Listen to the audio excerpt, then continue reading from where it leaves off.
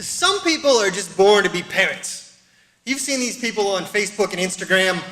They have a diaper bag that they bought at the Mary Poppins store that has everything you could possibly ever need for their child and any other children happen to be at the playground that need something. Brandy and I are not those parents. No, pretty shortly after we brought our little bundle of joy home, we quickly realized that we were woefully underprepared to be parents.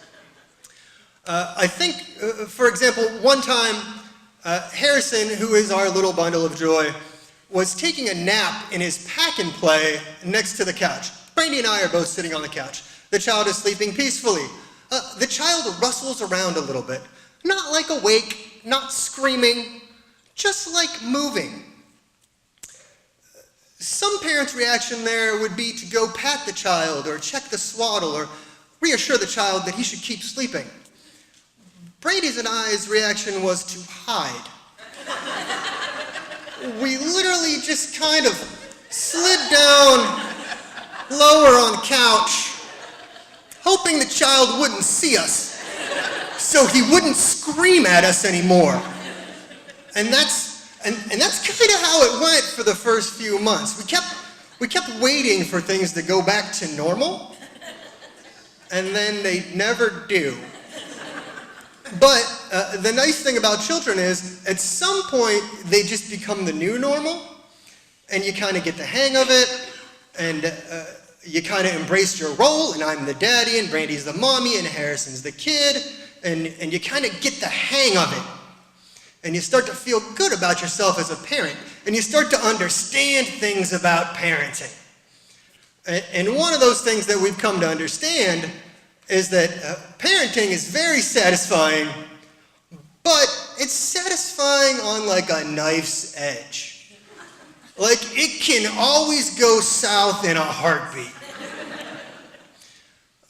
So after a little bit of time, we started to get more sleep, which was great. Sleep is really underrated, by the way. People who don't have children and get to sleep, please do as much as you can.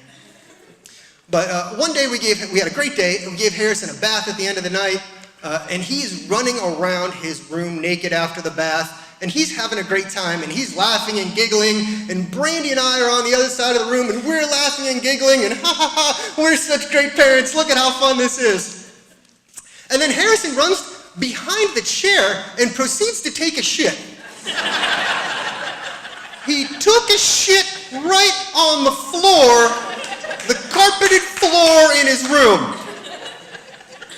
Now, something magical happened at that point. Brandy and I, all of a sudden, were in quicksand because we were trying to run to the child, but we just couldn't get there quick enough. It was like we were in a nightmare. And in case anyone's wondering, we do not have a quicksand pit in his room. So while we're stuck in slow motion in the quicksand running, Harrison is in bullet time from The Matrix. He has all his faculties about him. And he is stomping on this feces. Just stomping on it. He's like a wine stomper trying to make wine. And he's really, really good at it. Like the best one in Napa. And feces is flying everywhere. It's on the back wall, it's on the chair, it's on his crib, it's on his pillow, it's on his toys, it's all over him, and of course it's ground into the carpet. And that is, of course, when we were like, wow, parenting is great until it all goes to shit. But for those of you who don't have kids yet and are maybe contemplating having kids, don't worry, it really is like it gets better. Every day it gets better. It's like an uphill incline. There's some kind of statistical term, I don't know. But if there's a slope, it's going like this.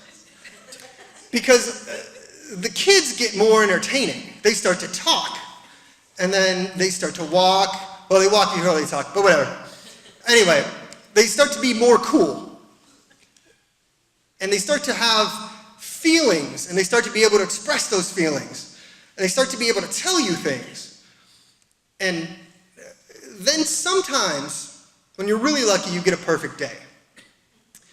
And I got a perfect day a couple months ago. Harrison and I had a day alone. We went to Lancaster. We had a great morning. We went to Tiny Town. We were putting on firefighter costumes, going down slides. It was awesome. We went and got his hair cut. That was great. He loves it there. And because I had been such a great parent all morning, I was like, we're going to go to Bull's Head for lunch, because it's one of my favorite places. So we go to Bull's Head for lunch, and while we're sitting there talking about our great morning, all of a sudden, out of nowhere, Harrison puts his little arms around my neck, and he says, "I love you, Daddy."